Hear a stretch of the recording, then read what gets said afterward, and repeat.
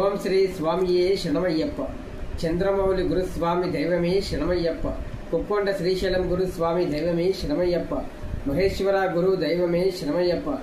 ఈ మధ్యకాలంలో ఎరిమేల్లో ఉన్నటువంటి వావరస్వామి దర్గా గురించి సద్గురువులు, గురువులు, గురుస్వాములు చర్చిస్తున్నారు.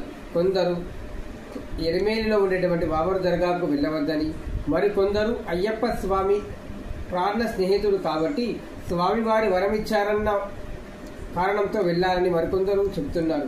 దీనిపై మనం చాలా వరకు సందేహాన్ని నివృత్తి చేసుకునే ప్రయత్నం చేద్దాం. స్వామివారు మణికంఠుని రూపంలో ఉన్నప్పుడు వావరు స్వామిని కలవలేదు. ఆ సమయంలో ముస్లింలు మన భారతదేశంలో లేరు. ఆ తర్వాత జన్మలో స్వామివారు అయ్యప్పన్ అనే అవతారాన్ని 200 సంవత్సరాల క్రితం ధరించి ఉన్నారు. అయితే కరిమల అనే కొండపైన ఉదయనటువంటి బందిపోటు దొంగ ఉండేవాడు. ఆయన వివిధ ప్రాంతాల్లో నుంచి ప్రజలు దోచుకుని వెళ్ళేవాడు. కానీ పందలంలో ఉండేటువంటి పందల రాజ్యాన్ని మాత్రం ఏమీ చేయలేకపోయేవాడు. దీన్ని గమనించిన ఉదయన్ పందల రాజ్యాన్ని నేను ఎలా దోచుకోవాలని కొందరు బ్రాహ్మణులు అడిగారు. అక్కడ అయ్యప్ప అనే శక్తి ఉందని తెలుసుకోవడంతో శబరిమలలో ఉన్నటువంటి శ్రీ ధర్మశాస్త్ర వారి విగ్రహాన్ని ధ్వంసం చేసి జయంతుడు అనేటువంటి బ్రాహ్మణుని తల నరికివేశాడు. దీన్ని దూరం నుంచి చేసినటువంటి ఆయన కొడుకు విష్ణుదత్తుడు పొన్నాంబలమేడు అనే ప్రదేశానికి వెళ్లి 12 సంవత్సరాల పాటు తపస్సు చేశారు. అక్కడ స్వామివారు అశిష్యవారితో చెప్పినారు.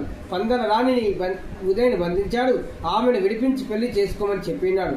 ఆ తర్వాత విష్ణుదత్తుడు కరిమల కొండపైకి వెళ్లి ఉదయానికి అనంగ శిష్యునిగా మారి ఆ రాణి ఉన్నటువంటి గుహకు కాపలాదారుగా వెళ్ళారు. ఆ తర్వాత రాణిని మొత్తం విషయాలు చెప్పి ఆమెను తీసుకుని వెళ్ళి పెళ్లి చేసుకున్నారు. వారికి పుట్టినటువంటి పుత్రుడే అయ్యప్పన్. సాక్షాత్తు ధర్మశాస్త్ర వారే వీరి కడుపున పుట్టి ఉన్నారు. పందలరాజు వద్దకు వెళ్లి అయ్యప్పన్ జైన వృత్తాంతాన్ని చెప్పినాడు.